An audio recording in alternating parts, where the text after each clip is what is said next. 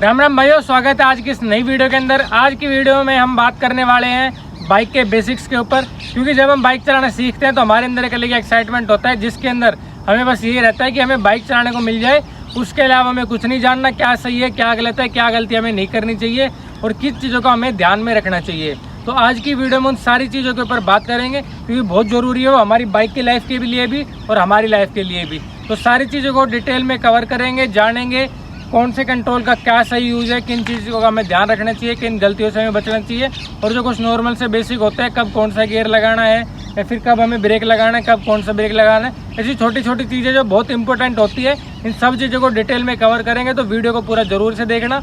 बाकी चलिए अभी अपनी वीडियो को शुरू करते हैं। प्रैक्टिस करने से पहले या बाइक चलाना सीखने से पहले हमारे माइंड में एक थ्योरी होनी चाहिए कि क्या कंट्रोल हमें कब यूज़ में करना है, क्या सही है क्या गलत है। तो सबसे पहले शुरुआत बेसिक से करेंगे, जीरो से। ये हमारे पास इस बाइक की चाबी है, हम पवन को ही देते हैं। पिछली वीडियो में हमने बताया था, ताकि जो भी गलतियाँ बिगिनर्स करते हैं अगर वो ये करेगा तो वो सामने आए और उस चीज़ का सोल्यूशन हम दे सकें।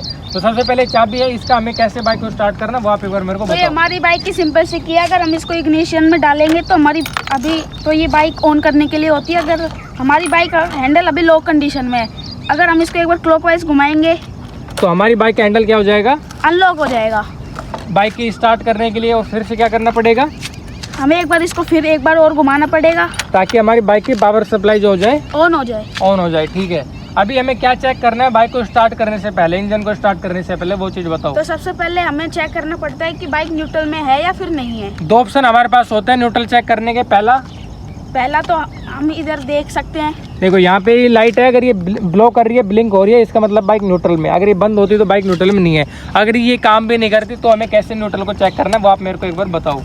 अगर ये काम नहीं कर रही तो हम बाइक को आगे पीछे मूव करा, बिना क्लच दबाए बिना स्टार्ट किए हम बाइक को आगे पीछे बढ़ाएंगे। देखो अभी बिल्कुल नहीं बढ़ रही, इसका मतलब बाइक न्यूट्रल में है। अभी मेरे को ये बताओ कि इस बाइक में स्प्लेंडर जो हमारे पास है, इसमें न्यूट्रल कहाँ पे लगता है?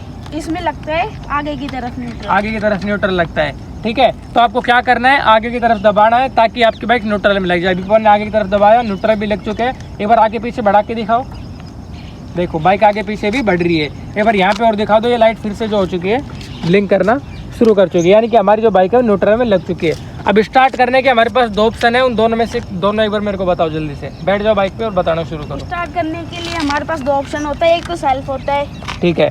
एक तो होता है इलेक्ट्रिसिटी से, ऑटोमेटिकली आप जैसे इस बटन को दबाओगे सेल्फ वाले को, आपकी बाइक स्टार्ट हो जाएगी। एक हमें मिलता है मैनुअली, किक। जब भी आपकी बाइक की बैटरी वगैरह डाउन हो, पावर ना मिल पा रही हो तरीके से, आप किक का यूज करके बाइक को इजीली स्टार्ट कर सकते हो। ये बात होगी कि हमें बाइक को स्टार्ट कैसे करना है, किन चीज़ों को हमें ध्यान में रखना है। अब हम एक बार हल्की सी बात कर लेते हैं कि बाइक को आगे कैसे बढ़ाना है, जो कि पिछली वीडियो में हमने बात करी थी, ताकि फिर से कंफर्मेशन अच्छे से हो पाए। आगे बढ़ाने के लिए हमें क्या करना पड़ेगा? तो बाइक मान लो आपने बाइक को स्टार्ट कर लिया, फिर आपको क्या करना पड़ेगा? हमें क्लच भीड़ पीछे गियर लगाना पड़ेगा, फर्स्ट गियर। क्लच दबा करके पहला गियर लगाना पड़ेगा, जिसमें सबसे ज़्यादा पावर होती है, ताकि आपकी बाइक को आप रवाना कर सको, आगे बढ़ा सको।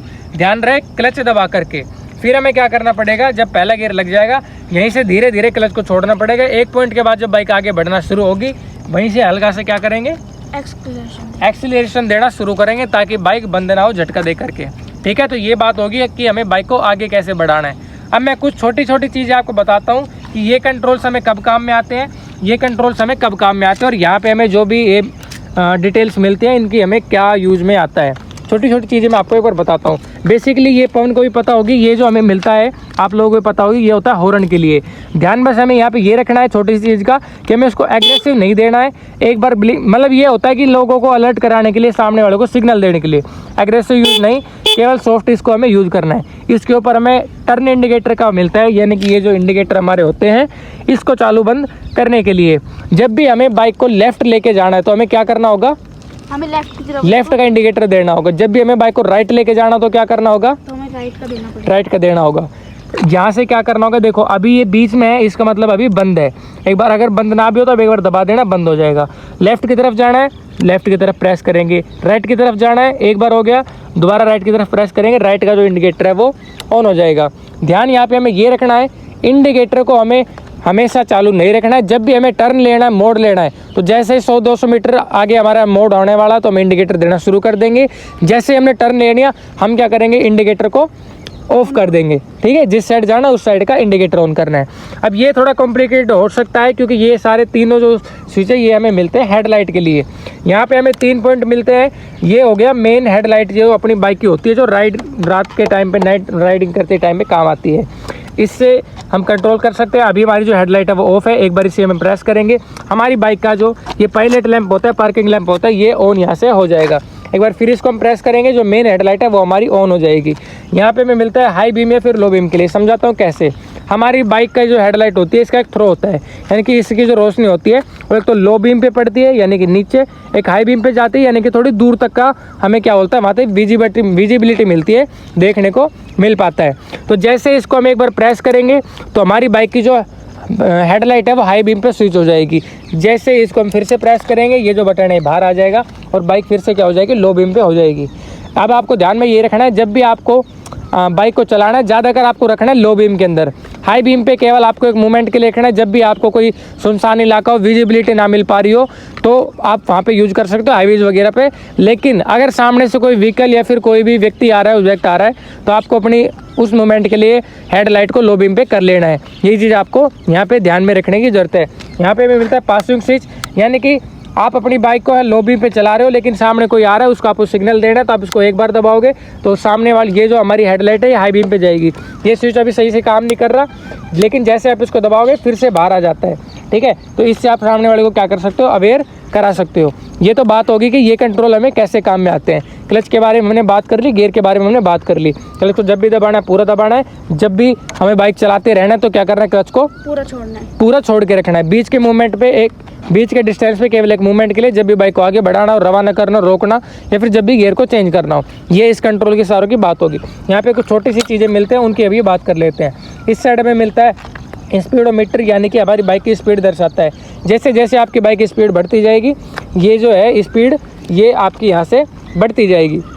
यहाँ पे मिलता है स्टैंड के लिए। अगर आपकी बाइक का स्टैंड लगा हुआ है तो यहाँ पे ये लाइट जो है जलती रहेगी, यानी कि आपको ध्यान रखना है, आपको अपनी बाइक के स्टैंड को हटा लेना है। यहाँ पे मिलता है आई थ्रेश के लिए।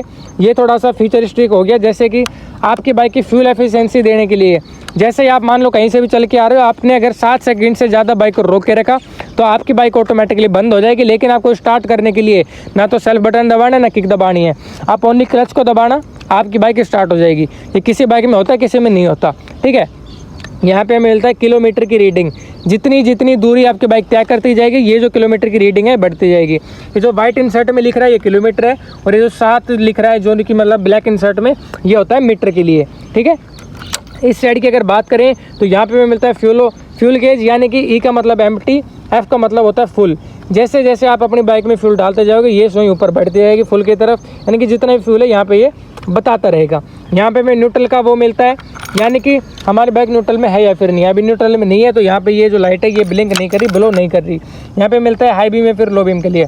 अगर आपकी हेडलाइट हाई बीम पे है तो ये यहाँ पे दिखा देगा, ठीक है, ये चीज़ होगी। यहाँ पे हमें इंडिकेशन मिलता है, अगर हमें ध्यान ना भी रहे यहाँ पे तो यहाँ पे हमें दिखता रहे कि हमारी बाइक का ये वाला इंडिकेटर ऑन है, हमें वहाँ से बंद कर लेना चाहिए।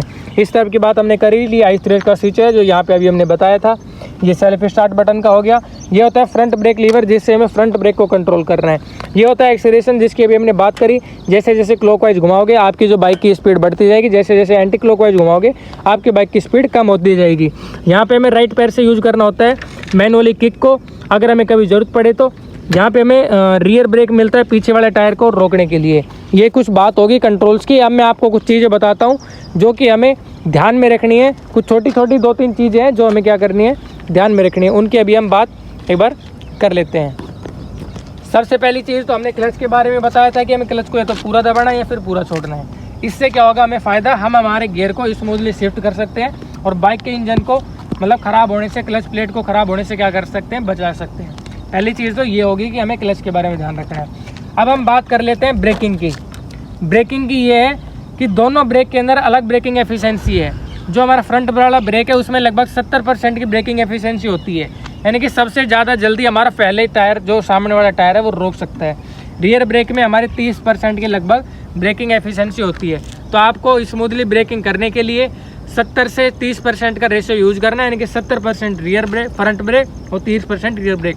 अब कुछ भाइयों के माइंड में सवाल आएगा कि हमें ये पता कैसे करना है कि कब कितना की ब्रेक कैसे लगेगा, कितना ब्रेक कैसे लगेगा। वो जब आप प्रैक्टिस करोगे, आप ब्रेक को लगा करके देखोगे तो आपको खुद समझ में आ जाएगा कि ये वाला लीवर, क्योंकि हर बाइक का एडजस्टमेंट अलग होता है, हर बाइक की ब्रेक का एडजस्टमेंट अलग हो सकता है। ऐसा कुछ फिक्स नहीं है कि आपको इतना दबाना है या फिर इतना दबाना है। आप जब प्रैक्टिकली बाइक को चलाना शुरू करोगे, प्रैक्टिस करना शुरू करोगे, तो वो चीज़ आपको वहाँ पे समझ में आ जाएगी।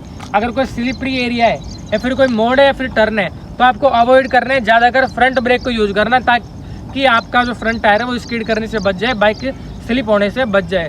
लेकिन अगर आप हाई स्पीड में हो, आपकी बाइक ज़्यादा गति के अंदर है, तो आपको क्या अवॉइड करना है, पीछे वाला रियर ब्रेक, ताकि पीछे वाला बाइक स्लिप ना करे और आपकी बाइक अनकंट्रोल ना हो, अनबैलेंस ना हो। ये कुछ बातें हैं जो हमें ध्यान में रखनी है। ब्रेकिंग करते टाइम, गियर बदलते टाइम हमें क्लच को स्मूथली तरीके से कंट्रोल करना है।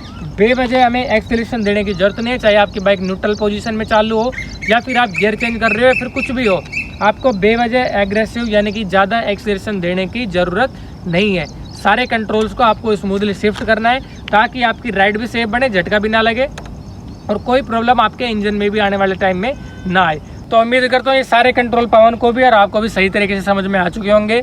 आप वीडियो को फिर से देख लेना, अगर समझ में ना भी आए तो सही तरीके से आपके माइंड में फिट हो जाएंगे। बाकी कुछ मेन बातें जो मैंने बताई है, जो क्लच के बारे में ध्यान रखने हैं, ब्रेक के बारे में, एक्सेलरेशन के बारे में, गियर को स्मूथली शिफ्ट करने के बारे में, ये कुछ चीज़ें हैं जो आपको ध्यान में रखनी है ताकि आपकी राइड स्मूथ बने, कोई झटका बाइक में ना लगे, आपकी बाइक को सही टाइम पर सही पावर मिल पाए। तो ये सारी चीज़ों को जितना अच्छे से आप स्मूथली कंट्रोल करोगे, उतना ही स्मूथली आपकी जो बाइक है वो चलेगी। बाकी आने वाली वीडियोज़ के अंदर हम प्रैक्टिकल करके दिखाएंगे, सभी चीज़ों का पवन से ही करवाएंगे, टेंशन वाली कोई बात नहीं है।